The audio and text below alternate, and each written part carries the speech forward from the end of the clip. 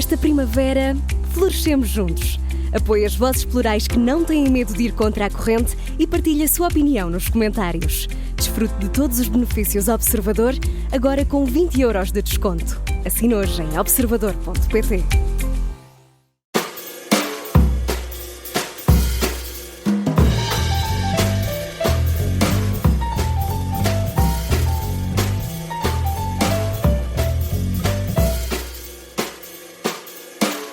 Bem-vindos ao Sofá do Parlamento. Amanhã Essa de Queiroz recebe honras de Panteão Nacional, depois de um longo processo que até foi unânime entre os partidos, mas gerou divisões entre os descendentes do escritor.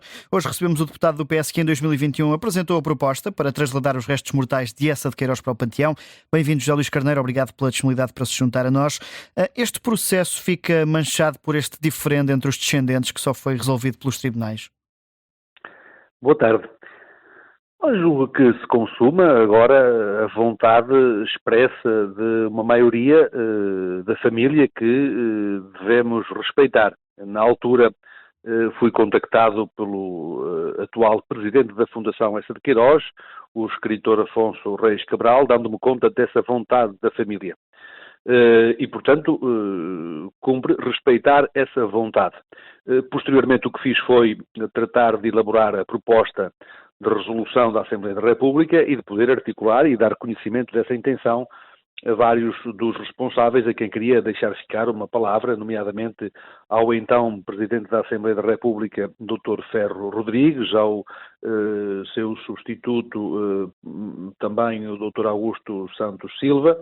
Pude também, na altura, informar outros responsáveis institucionais e promover o diálogo com os partidos políticos, que veio a culminar numa unanimidade nessa decisão. Claro está que quando foi colocada a questão, nós, digamos, estávamos longe de vir a saber que havia uma parte da família que discordava dessa decisão. E foi surpreendido?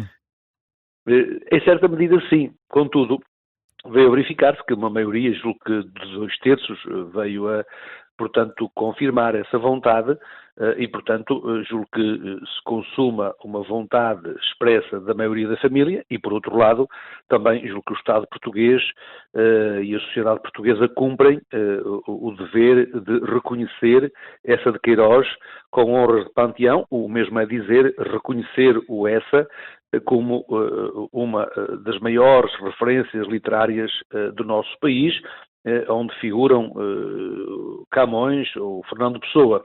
Portanto, é sempre um orgulho para o país e também para um município, uma região onde ele teve com a qual teve uma relação muito profunda, ver daqueles que teve uma profunda relação com o território, que lhe é reconhecido este estatuto por parte da sociedade portuguesa e do Estado português. No entanto, os descendentes que discordam dessa transladação apontam alguns textos e excertos dessa de Queiroz que indiciam que o escritor quereria ficar em Santa Cruz do Douro, a terra que inspirou Tormes. Não faz também essa interpretação? Bom, a mim não me compete essas análises, são assuntos que dizem respeito estritamente à família. Mas o trabalho da Fundação Essa de Queiroz não fica menorizado com a saída do escritor da região? Não, no meu entender não. Aliás, em momento algum, o trabalho de promoção literária, de defesa e promoção da obra, da herança e do próprio espólio do Essa de Queiroz, que está preservado na Fundação Essa de Queiroz, toda a sua atividade cultural, as atividades de formação, as atividades didáticas e pedagógicas realizadas com as escolas de todo o país, foi sempre um trabalho que fundamentalmente dependeu muito da liderança de quem esteve à frente da instituição. Aqui cabe uma recordação com muita saudade da Dona Maria da Graça Salema de Castro, ela que foi casada com o seu neto, que chegou a ser presidente da Câmara Municipal de Baião, e ela foi de facto uma líder da instituição que permitiu, na altura com os autarcas Artur Borges e Manuel Pereira Cardoso, na Câmara Municipal, erigirem uma obra material em torno de uma dimensão imaterial da literatura e da cultura, que foi, portanto, obra desse espírito criativo e desse espírito maior que foi o Essa de Queiroz. Portanto, todo o trabalho de promoção cultural, de promoção da língua, da cultura, da promoção literária, de criação de cursos de formação na própria Fundação, mas também de formações que são realizadas em termos internacionais, estiveram sempre muito relacionadas com a própria dinâmica da direção e da liderança da Fundação e do seu Conselho de Administração, e claro está com o apoio primeiro da Câmara Municipal, mas também de muitas instituições públicas, privadas e sociais, onde estão alguns mecenas.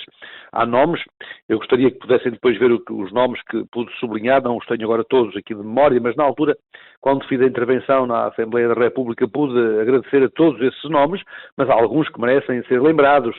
A Isabel Pires de Lima, o Carlos Reis, o Guilherme Oliveira Martins, mas também outros mecenas, nomeadamente, que ajudaram a financiar os esforços, onde está, por exemplo, o engenheiro António Barros, que foi presidente da AEP.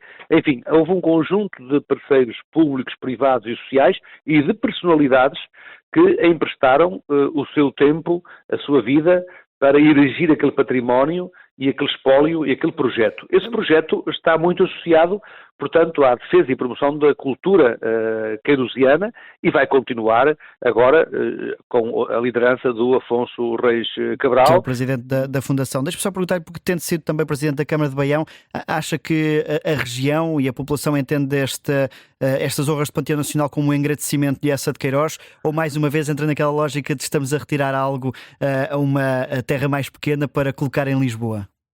Olha, para resolver essa questão, que naturalmente, e eu diria que muito legitimamente se coloca a muitos dos habitantes do Conselho de Baião, eu coloco em regra uma pergunta.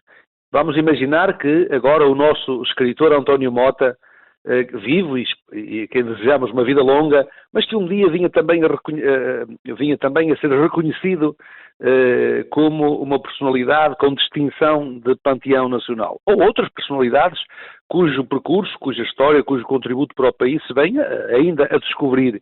Ora bom, veja, se isso acontecer, acho que é sempre algo que enaltece um território, que enaltece uma cultura, que enaltece uma comunidade, que enaltece uma região. Ver aqueles que com essa região tiveram uma parte da sua vida, ver esse valor, essa distinção reconhecida pelo conjunto do país e pelo conjunto da sociedade portuguesa, porque é essa, digamos, manifestação de apreço que é feita com as honras de Panteão. Com as honras de Panteão Nacional. Aqui na nossa reta final, deixe-me só ir aqui uma outra questão sobre a atualidade política. O país acelerou o calendário presidencial, já são muitos os nomes apontados. O José Luís Carneiro foi próximo de António José Seguro, que está abertamente a refletir. É um nome que merece o apoio do PS? Olha, permita-me uma nota adicional sobre o tema anterior, porque queria deixá-lo ficar. Olha, uma das matérias que estava em curso, agora o Ministério da Cultura decidiu apoiar a Fundação e as suas atividades culturais com 75 mil euros por ano, o que vai dar um impulso à capacidade de programação e de projeção nacional e internacional à Fundação, que já tinha, como digo, vinham estudantes, investigadores, especialistas da Itália, da França, da Espanha, do Brasil, dos Estados Unidos, enfim, todos os anos aos cursos de verão, mas agora ficará com uma outra capacidade.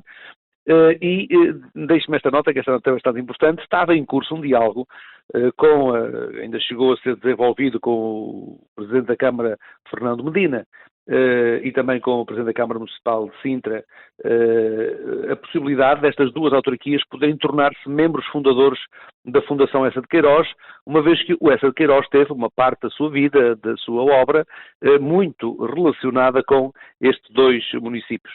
Era algo que eu gostaria muito que pudesse acontecer no futuro, que estes dois municípios, a par com outros que já são hoje sócios fundadores, Vila Nova de Gaia, Póvoa de Varzim, Amarante, pudessem vir também a tornarem-se associados da Fundação Essa de Queiroz, bem como também a Aveiro, onde tinha a casa do avô, a casa de Verde Milho. E fica esse desejo. Sim. Sobre a questão das presidenciais e de António José Seguro. Bom, eu diria que agora o mais importante é deixar que se forme a vontade daqueles que, ou daquelas, ou daqueles que querem e sentem ter um apelo íntimo e uma vontade própria para se habilitarem às funções de Presidente da República. Depois dessa formação de vontade, naturalmente que cumpre aos próprios mostrar essa disponibilidade, avançarem, e diria que haverá um tempo para apreciar o perfil das candidaturas e depois, naturalmente, que o Partido Socialista e o seu secretário-geral terão que apreciar e certamente discutir o assunto nos órgãos do partido. Não se deve Agora antecipar importa o secretário-geral... atender muito ao perfil. Do Não... meu ponto de vista é muito importante, mais do que discutir as personalidades, que são importantes, conhecer também aquilo que é o pensamento dessas personalidades, ou seja, conhecer o perfil e aquilo que defendem no plano político sobre questões que se colocam ao futuro do nosso país, o desafio da demografia, como vencer as questões da pobreza e das desigualdades, como é que o país, na sua política externa, vai cumprir os compromissos internacionais, nomeadamente no quadro do reforço da defesa comum europeia, dado que está previsto um reforço muito forte do financiamento dessa dimensão e o da secretário-geral segurança devia comum se europeia. antecipar para tentar evitar uma divisão no partido, como aconteceu no passado? Bom, isso não me compete a mim estar agora a pronunciar-me sobre os tempos e sobre os modos da decisão, particularmente num momento em que há dois grandes desafios com que estamos confrontados, as autárquicas e também as presidenciais. Portanto, tenho para mim a firme convicção de que o secretário-geral está a fazer a sua avaliação, a fazer a sua ponderação em relação a estes dois desafios estratégicos e, portanto, aquilo que eu posso reafirmar é a minha total disponibilidade para cooperar, para colaborar no objetivo de termos um grande resultado nas eleições autárquicas, temos a ambição para termos um grande resultado nas eleições autárquicas e também vencermos as eleições presidenciais. E sobre presidenciais, deixe-me só colocar-lhe aqui esta questão muito específica, se segura avançar, José Luís Carneiro será um apoiante declarado? Devemos evitar precipitar-nos relativamente a hipóteses. Primeiro é preciso que as hipóteses se confirmem e depois das hipóteses se confirmarem, será momento para avaliarmos e tomarmos decisões. Mas sempre também em respeito por aquilo que sejam as orientações do Partido Socialista. Falou aí de autárquicas. Recentemente Pedro Adão e Silva desafiou em jeito provocador Pedro Nuno Santos a ser candidato em Lisboa. O PS está a atrasar-se a apresentar candidatos? Olha, por aquilo que eu tenho visto, estamos até adiantados em relação a outros.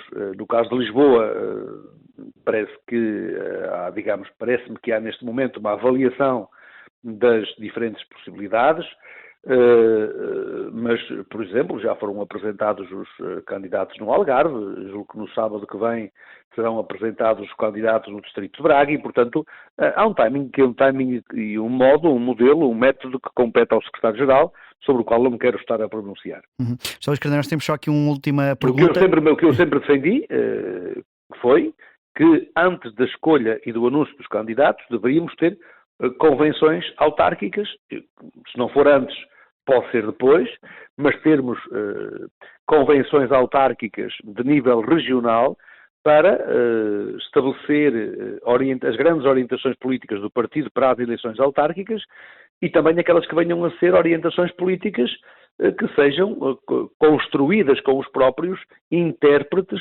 dessa dimensão, dessa visão programática, que tem que se articular com as prioridades políticas do país e que tem também que se articular com as prioridades políticas da União Europeia. Nós temos aqui uma pergunta final que chamamos a defesa da honra. Vamos a ela. Pede a palavra para que efeito? Para a defesa da honra, Sr. Presidente. É sobre autárquicas, mostrou disponibilidade para ser testado como candidato ao Porto. Agora que a decisão é Manuel Pizarro, fica magoado por não ter sido considerado pelo PS? Eu já disse o que tinha que dizer sobre essa matéria, ou seja, julgo que a decisão está tomada, mais nada me cumpre a dizer nesta fase e aquilo que formulo são votos das maiores felicidades para a escolha que foi formulada e para o meu camarada Manuel Pizarro. Mas a porta está aberta, José Luís Carneiro, para outra autarquia? Como digo, até hoje, sobre eleições autárquicas, não houve qualquer diálogo comigo e, portanto, não posso estar a pronunciar-me sobre uma matéria que compete estritamente aos órgãos e à direção do partido. José Luís Carneiro, muito obrigado pela disponibilidade para se juntar a nós a este sofá do Parlamento. Eu sou Miguel Viterbo Dias, comigo esteve o Luís Soares.